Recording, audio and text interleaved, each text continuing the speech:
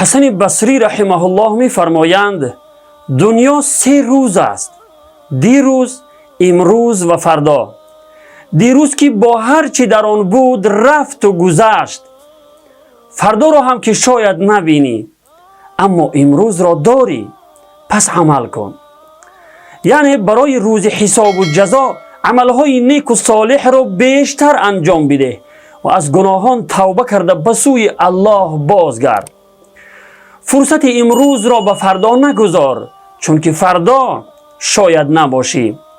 متاسفانه به جوانان امروز اگر نصیحتی کرده شود میگویند وقتش که آمد توبه کرده اصلاح میشوم، ولی تا امروز دیدیم و دیده ایستاده ایم که چقدر جوانان از گناهان توبه نکرده از دنیا رفتند. آنها نیز می گفتند که وقتش که آمد توبه کرده اصلاح می شوم.